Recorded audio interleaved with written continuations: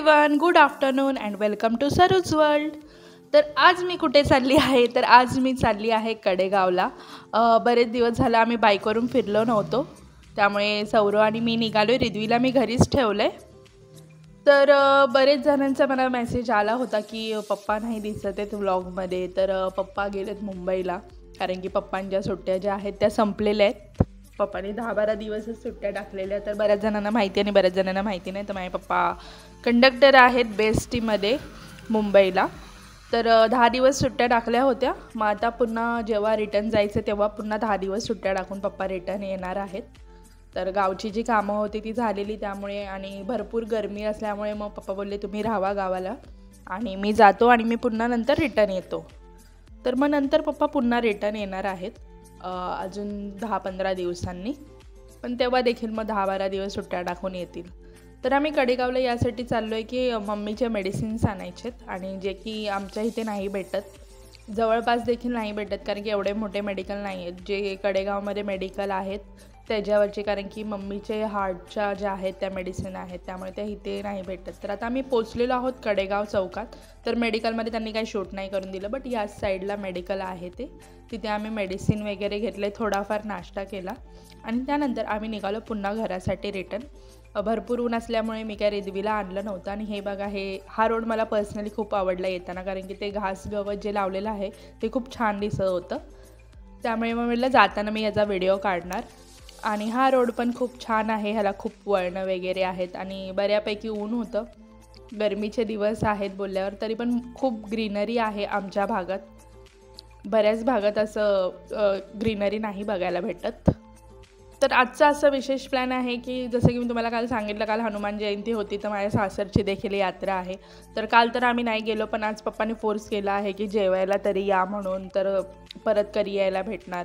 तर मग पप्पा बोलले की येऊन जेवून तरी जा। आणि ननंद त्या दिवशी माझी नव्हती भेटली, स्वाती दिदी, तर त्यांना देखील मग मी आज भेटणार आहे। मग आज संध्याकाळी आमचा तिकडे जाण्याचा प्लॅन आहे।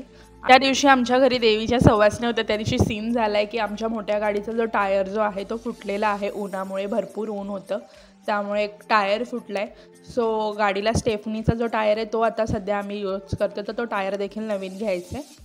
तर ते देखील काम कराडमध्ये जाऊन होईल आणि माझ्या घरी पण जाऊन येता येईल। सो आमचा आजचा तो प्लॅन आहे की बघू कसं काय होतं, कारण की इथे तर एवढी मोठी दुकानं नाही, कराड सिटी असल्यामुळे तिथे भरपूर दुकानं आहेत। तर मग आता आज आम्ही संध्याकाळी तिकडे जाणार आहोत सगळे, सौरव, मम्मी, मी, आजी, रिद्वी। तर असा आजचा प्लॅन आहे। तर आता ही आमची रोड ट्रिप झालेली आहे। हा जो रोड आहे तो कडेगावकडून बेलवडे मार्गे रोड आहे। तर जे लोक या साईडला आहेत त्यांना माहीतच असेल हा रोड, पण खूप छान रोड आहे, जशी दोन्ही बाजूला झाड आहेत।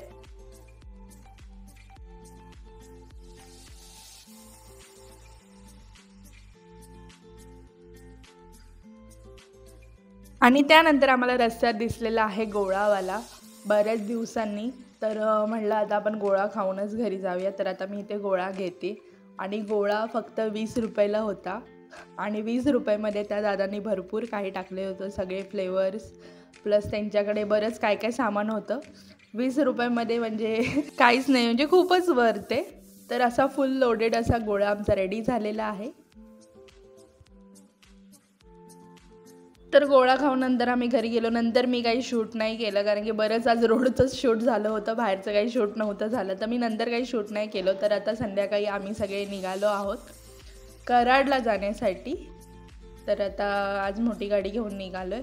तर तेच बोललं की लांब जर गाडी जाणार असेल तर टायर इम्पॉर्टंट आहे गाडीसाठी, तर पहिलं टायरचं काम करू आणि नंतर मग माझ्या घरी जाऊ, कारण की स्टेफनीचा टायर असणं गरजेचं आहे गाडीत।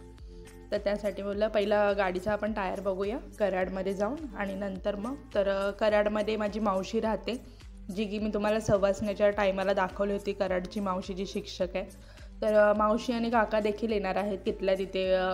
मम्मी पप्पांनी म्हणजे माझ्या सासू सासऱ्यांनी त्यांना देखील फोन केला आहे की या म्हणून जेवायला, कारण की ते तिथून खूपच जवळ राहतात, 10 मिनिटाच्या अंतरावरती। तर ते देखील जेवायला येणार आहेत। तर पहिला आम्ही काकांना घेऊन जाणार आहे कराडमध्ये, कारण की काकांच्या ओळखीची दुकान आहेत कराडमध्ये। आपण तिथे राहत नसल्यामुळे आपल्याला काही एवढं माहीत नाही आहे। तर हा जो रोड आहे तो रायगाव साखर कारखान्याचा रोड, जो की माझा फेवरेट आहे। ह्या रोडला कधी जरी आला तरी खूप छान वाटतं आणि खूपच सुंदर असा रोड आहे. तुम्ही देखील कधी आला तर तुम्हाला देखील खूप आवडेल हा रोड. त्यानंतर आता आम्ही आलेलो आहोत शामगावच्या घाटात. हे ते मंदिर शंकर महादेवांचं मंदिर आहे, जे की फेमस आहे, तुम्हाला देखील माहिती असेल.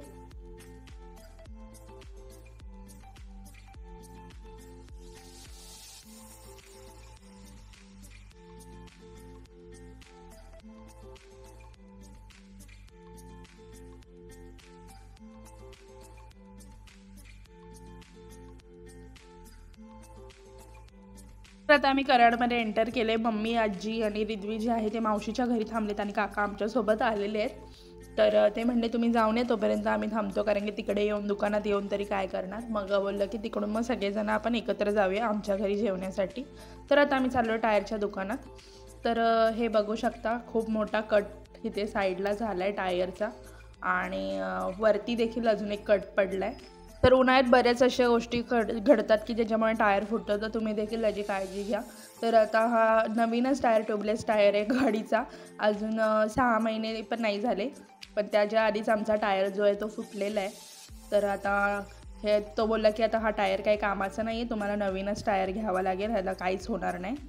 तर म्हटलं ठीक आहे. मग त्यानंतर मग आम्ही बघितले टायर आणि हे टायर घेऊन मग आम्ही तिथून निघालो. कारण की जर तुम्ही लांबच्या प्रवासाला जात असाल तर गाडीत एक सेफ्टी टायर असणं खूप गरजेचं आहे. कधीही काहीही होऊ शकतं. कारण की त्या दिवशी जेव्हा टायर फुटला तेव्हा सौरवला काहीच समजलं नाही की बाबा नक्की काय झालं आहे, पंक्चर झालं आहे का काय झालं आहे. मग त्यानंतर एवढ्या उन्हामध्ये सगळेजणांना बोलवलं त्याने, मग सगळं काही केलं. तर जेव्हा एक्स्ट्रा टायर असतो ते खूप इम्पॉर्टंट असतं गाडीमध्ये. कधीही काही होऊ शकतं, वेळ काही सांगून येत नाही. आणि त्या दिवशी नेमका कार्यक्रमाचा दिवस होता. सौरव गेला होता ते ढाणेवाडीला बायकांना आणण्यासाठी, तर तेव्हा हा सीन झाला होता. तर चला, तर मग आता जातो आम्ही आमच्या घरी. तर हे आहे जत्रेचं मटण, जे की मला श्रावणींनी व्हिडिओ शूट करून पाठवलं आहे. श्रावणी ह्यांच्या बहिणींची मुलगी आहे, ती देखील मी तुम्हाला दाखवते, आमच्या मम्मी. आणि हे जे नातेवाईक आलेले ते श्रावणींनी शूट केलं होतं, त्यांना माहिती आहे मी व्लॉगिंग करते, तर त्यांनी माझ्यासाठी शूट करून ठेवलेलं. तर ते देखील मी क्लिप टाकते. थोडेफार त्यांनी सगळ्यांचं नाही शूट केलं कोण कोण आलेलं, बट थोडंफार शूट केलं आहे ते मी टाकते. आणि त्यानंतर आम्ही देखील आता जेवायला बसणार आहे. तर सगळेजणं बसलेत, मम्मी, मावशी, काका, सौरव वगैरे, आणि मी वाढते सगळ्यांना. मी आणि पप्पा वाढत होतो. आता माझ्या घरी जेवायला आलेत, तर मग तरी पण मम्मी मला बोलले होते की बस तुम्ही वाढते, म्हणून असू द्या ठीक आहे मी वाढते आणि मी पण बसते. तर मग आता मी सगळ्यांना वाढते.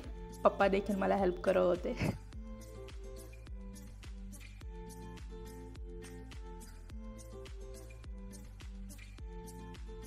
त्यानंतर मम्मी मला बोलल्या की बस तू, कारण की रिद्वीला चारायचं, तुला पण चारायचं, परत तुम्हाला पुढे जायला देखील उशीर होते रात्रीचं जायला बोलल्यावर.